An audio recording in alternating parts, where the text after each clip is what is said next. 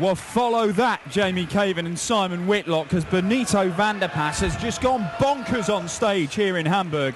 A stunning average of 107, seeing off Alan Norris, who didn't do a great deal wrong in that one, but Benito van der Pas very much looks like one of these, or the next young up-and-coming player to join the world's elite. And if he carries on his progression, he has an enormous future in this game. But we've got two guys here who have, well, they've been around the game a long time. Simon Whitlock particularly has achieved a huge amount.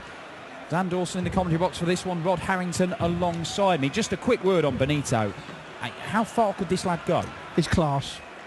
And every time he plays, he kind of proves to me a little bit more and more how good he could be. I mean, there were certain things in that game that was class. I mean, all right, let's be honest, Norris missed 2 darts of double to make it 4-all. That could have made it a different game. But in the last leg there, Norris throws first. He hits 2 180s in there. And it's as if Van der Pas weren't even looking at what he was doing. And that's a sign of a player that's playing well, but his mind's in the right place. It was a class act from him, and if he plays like that, he's going to take some beating. And we've seen the progress, Dan, of him over the last 2 years, haven't we? And it's been improving on a steady, gradient all the time. And hopefully it carries on. And I've said it many times before, but on the European Tour, you get to see the stars of tomorrow making, the stars of today as they're coming back into form. Their appearances on the European Tour and their performances on it often foreshadow the great things they go on to do. We saw it with Benito in Gibraltar 60. A couple of years ago when he knocked out Michael van Gerwen. He was throwing ton-plus averages for fun, and he's continued to do that. And look where he is now, rising up the rankings. But Jamie Caven taking on Simon Whitlock here for a place in the last 16 tomorrow, and the winner would face either Darren Webster or Peter Snakebite Wright, seeded number 2. 100. Jamie require 136. Yeah, as you said, this game is another tough game. I mean, both evenly matched. Simon, you have to say, a few years ago was one of the toughest players you're ever going to play on the big stage.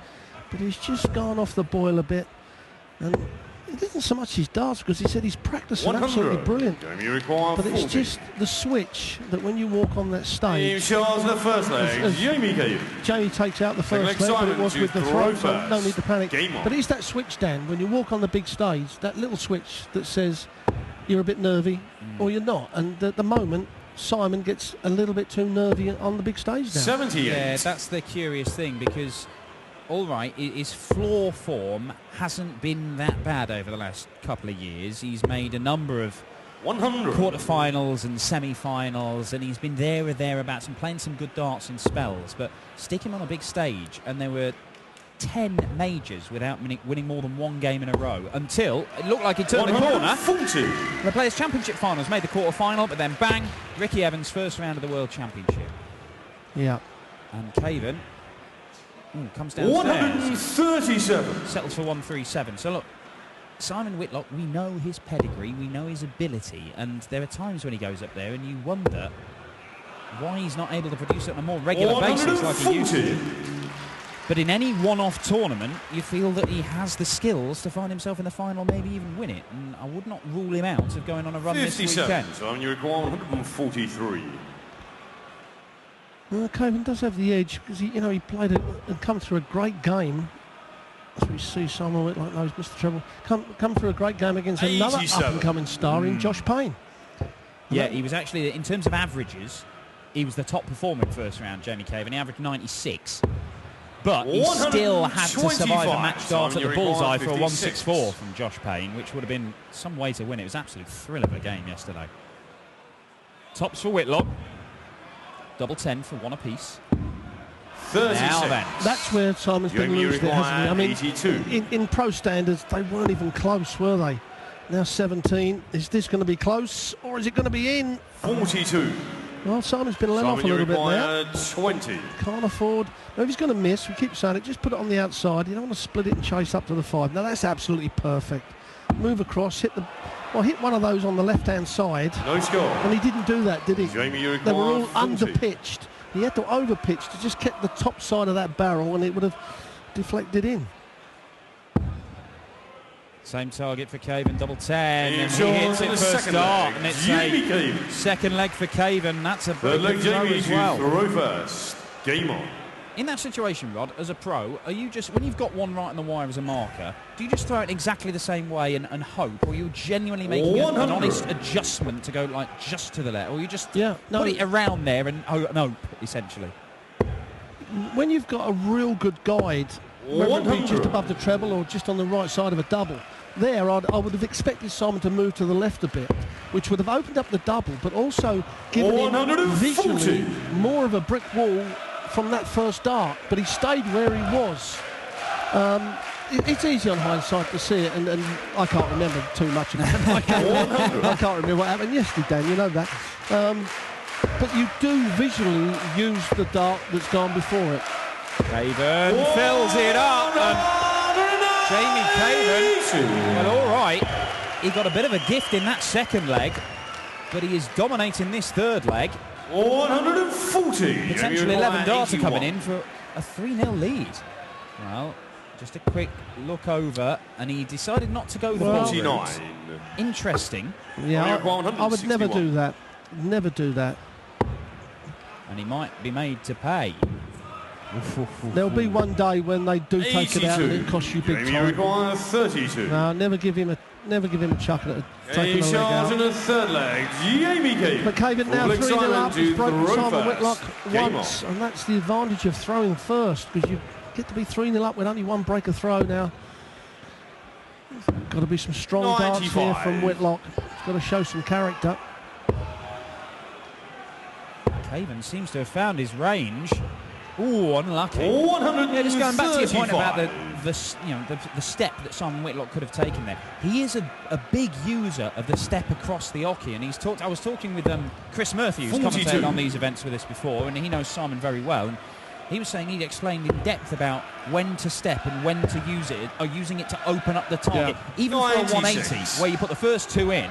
And a lot of players just go, well, no line up, just throw it there and that'll go in. But even then, Whitlock, you'll see him move back and forth across the oche just to try and make it that 60. little bit easier. So it is perhaps even more surprising that in that situation that he didn't move. Yeah, Simon's a big believer. When you look at Jamie's flights, the V of the flight is perfectly situated. So that if he overpitches, the flight is going to funnel it down.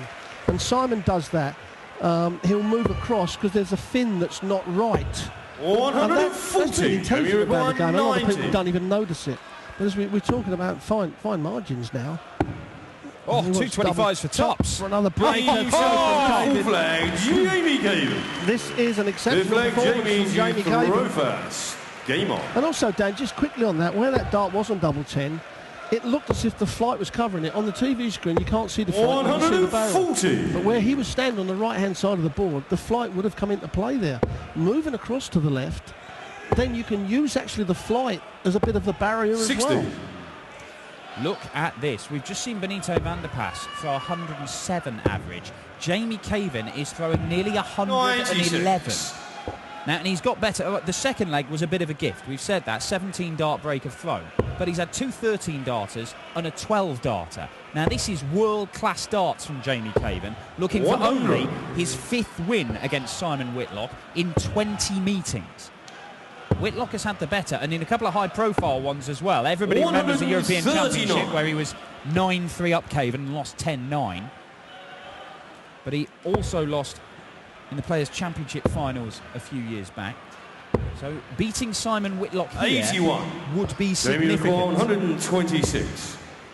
Because he hasn't been for 4 years. Look at this, Jamie Caven.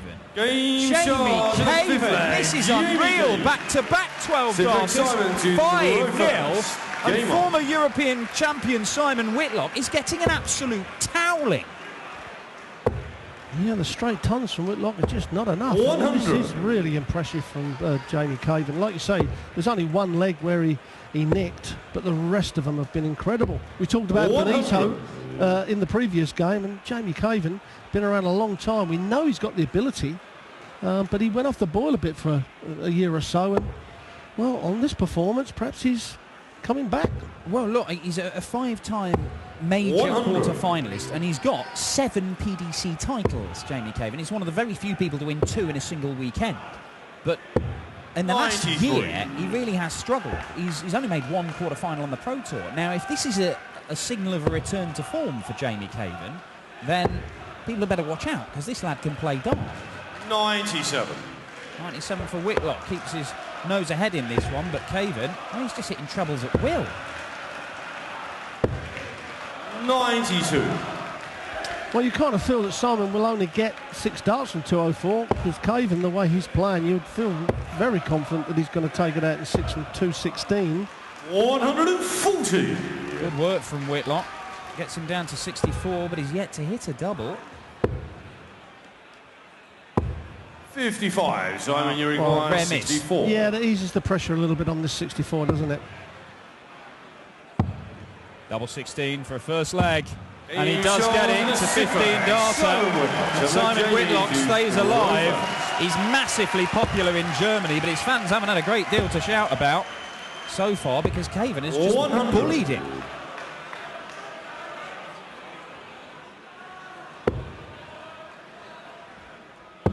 We saw Terry Jenkins put in a pretty 93. dominant display earlier on against Magnus Carris, although neither man was at their best. Vanderpass has just 60. been stunning in taking out Alan Norris 6-3, and Jamie Caven has been equally as good, and is 1 leg away from a place in the last 16 to face either Darren Webster or Peter Wright. 106 average overall, 116 for the first 9. Whitlock has just stolen a march, though, with a finishing line in sight. Caven has just dropped off 93. Yeah, well, this is where Simon's got to step it up, though. I mean, Caven's only 1 leg away. He'll be thinking, I'm only going to win 1 in the next 5, and I'm home and dry, and I will do that. So that's sometimes come off your concentration a tad. 98. And legs like this, he may go, well, I don't care if I lose this one, so I've got the next. Wrong attitude at times. I'm not saying he is thinking that. 58. Simon, you require 170. 170 check out from Alan Norris in the previous game. He doesn't have to take the bullseye out. Well, that choice is taken away from him. 90. Well, 90 means that Whitlock will get at least 1 dart at double top, you would think, but Caven will be close by. 100. Simon, you require 80. So Whitlock to grab another leg. 20 for tops. He's got to be careful of the flight, that he doesn't catch it and get a deflection. Now he's going to have to move to the right to open up the right-hand side of the double top, and find the right-hand side of the double top. Simon Whitlock. And that was a perfect example of what we were talking about, that Whitlock is one of those players that doesn't move a lot. Game on. It's not to get the barrel out of his vision, it's actually to get the flight out of his vision. And you could see the cogs whirring round in Simon Whitlock's head there, and look at this. Look at this from Whitlock.